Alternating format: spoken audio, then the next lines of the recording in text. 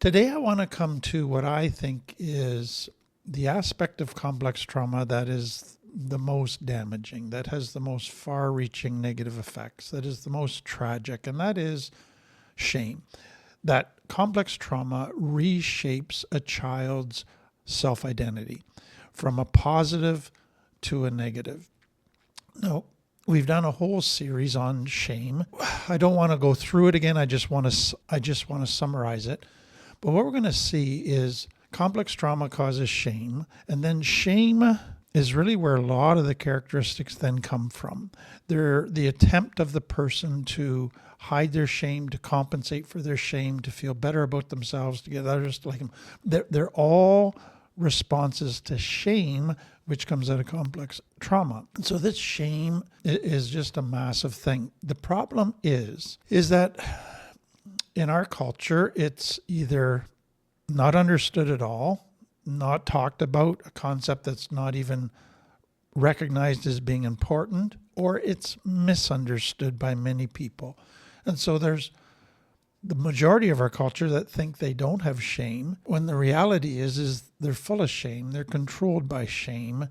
Shame is one of the most powerful negative influences in their life, and they're not even aware of it. The common misunderstanding to me around shame is that people just think of shame as an emotion, and it is an emotion. So we hear all the time, you should be ashamed of yourself. And so we immediately identify, oh, I understand the emotion of shame. But what I want you to understand is that emotion of shame comes out of a deeper element of shame, which is it's a core belief about myself. It's a core belief that I'm not good enough, that something is wrong with me. The next issue for many people is that shame has been confused with guilt. And so they get blended together. Now, what's important to understand is that shame and guilt overlap. They influence each other, but they're very distinct. So the simple way to understand it is shame is about who I am, my identity. Guilt is about what I do. So if I do something that violates love, I lie, I cheat, I betray somebody, then I should feel guilt. It's a good thing. It's something that I can then resolve and get rid of. But shame is about who I am, and it's based on lies, and so the child can't resolve it. So it's a very, very negative, destructive thing. So let me just, again, explain very briefly what shame, where it comes from. Every child comes into the world with really inherent questions that are subconscious, but they're asking, do I have value? Do I matter? Do I have anything to offer? Am I lovable? Am I desirable? And how do they get the answers to those questions? So the question, do I matter? The only way they get an answer to that is, do I matter to mom and dad? Do I matter to you? Am I lovable? Am I lovable to mom and dad? Am I lovable to you? So another way to look at that is the child basically sees mom and dad as mirrors that reflect back to them who they are. So we think of mirrors that reflect back to us a physical picture of who we are.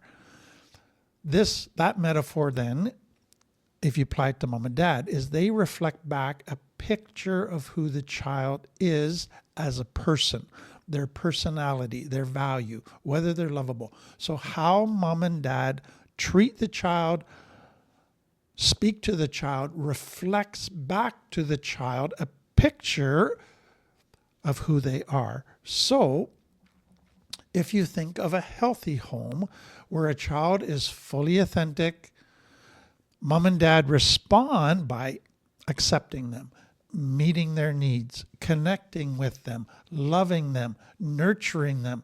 What is the message that the child gets? What does the mirror reflect? You are lovable. You have value. You are worth something. The child gets a positive self-identity. But what happens in complex trauma? The child is neglected. The child is abused. The child's needs are not met. What does the child conclude? So they start to believe certain things. So the first thing they believe is, it must be my fault. The reason mom and dad aren't meeting my needs, the reason mom and dad are neglecting and abusing me is I must be bad. I must not be lovable. I must not be good enough. I must not have value. So all of a sudden they're starting to believe things about themselves that are negative. But then it goes further. They go to a third belief, which is, if I'm authentic, I won't be good enough. Being authentic causes you to get rejected.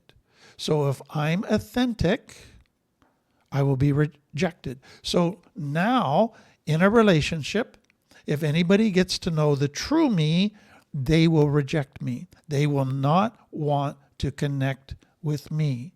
So what you begin to see is the child, instead of developing a positive self-identity, they have developed a negative self-identity that I am not good enough. I am not lovable. I am not valuable. I am less than. I'm inferior. Anybody that gets to know me is going to neglect me, abuse me, not meet my needs, reject me. But what I want you to see is that identity the child thinks is the truth. They think that mom and dad have reflected back to them a true message about themselves. The child cannot see that it's a lie, that it's mom and dad that have the issues, that they have great value, they are lovable. It's mom and dad that have some problems. And so they base their whole identity on lies. That's so tragic. But then what begins to happen is it changes the child's priorities. So the child comes into the world with this naturally giving, authentic, loving approach to life. Now, they still want to be giving and loving and authentic. Well, no, not authentic. They still want to be giving and loving, but the highest priority now is I got to hide myself. I can't be authentic. So the number one priority is not love now. The number one priority is I got to hide. I still hope I get love. I still hope that others respect me. I still want to love others, but it can never threaten hiding the true me. Because if they get to know the true me, they will reject me. So that then leads to another priority. In order for them to love me and respect me, I have to compensate for what I believe is the true me. I have to become something different, something that they would respect, something that they would love, something they would like, something that will cause them to want to meet my needs and have a relationship with me.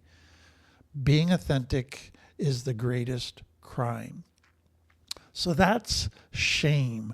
That is a core identity. And what I want you to understand is that for most people, they're not even aware of that. It's subconscious. It is pushed down so far, often even denied that they have any shame at all, but it controls their life.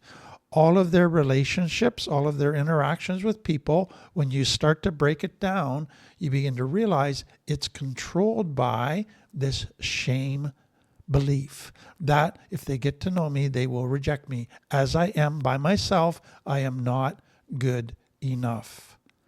So with that as kind of the overriding thing that comes out of complex trauma, all of the other characteristics I'm going to give you the next couple weeks come out of shame. It's an attempt of the brain to hide, to compensate for shame, to try to be good enough, to feel better about themselves, to try and get their needs met, All of these other characteristics are the brain trying to come up with solutions to the shame identity.